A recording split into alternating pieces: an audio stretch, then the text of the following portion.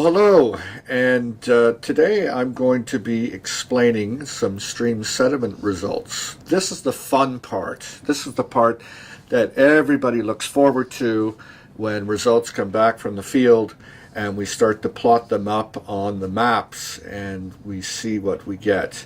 We know from experience, this is the same way that Fruta del Norte was discovered many years ago by my crew working on the Aurania property in 2006, stream sediment work. It wasn't necessarily a gold anomaly that was found in that case, but it was an arsenic, antimony, and mercury anomaly coincident in the same spot, which led us to the gold deposit. The gold deposit didn't come to surface. It was at depth.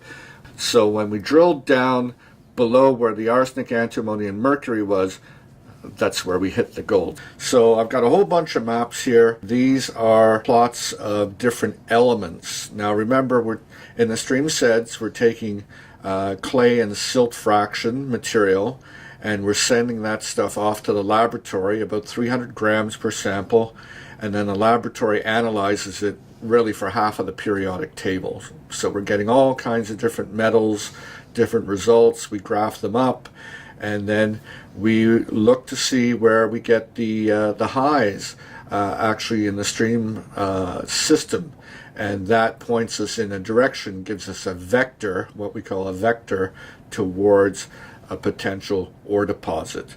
So it's a very simple-minded thing, but it is quite sophisticated because you have to interpret these things, and really interpretation just comes with a lot of experience, having worked with these things for many years, and also knowing the associations between the various metals, what kinds of metals you get and what kinds of deposits. So when we look at these things, now we're taking samples every 400 meters progressively up the stream. So those samples are taken, the stuff goes back to the lab. It takes a while to get the results. So what I've done, these are a bunch of results that are plotted up, and I'm going to point out a couple of really interesting things that we're starting to find here. When you start to see your high values in the same areas, then it starts to reinforce, the data reinforces each other. Remember, this is very early in the exploration. Really, we're just looking at results here from 3 concessions of the 42.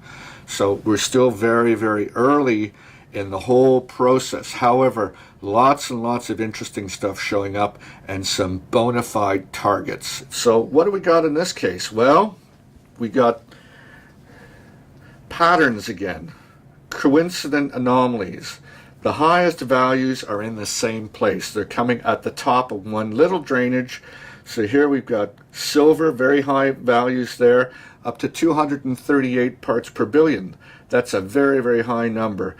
Arsenic in the same place, antimony in the same place, selenium in the same place, mercury not exactly in the same place, but a little bit displaced to the side. That's okay. That's okay. Sometimes mercury will move around. Zinc in the same place, and thallium in the same place. Very convincing evidence of a potential epithermal right there, right in the vicinity of these high numbers. Very exciting stuff. So we're intending to do this kind of work over the whole 42 concessions. It's going to take a long time, but as you can see, the targets start to spring out, and sequentially over time we'll be generating more and more of these things. So this is early days. This is not a one-shot wonder.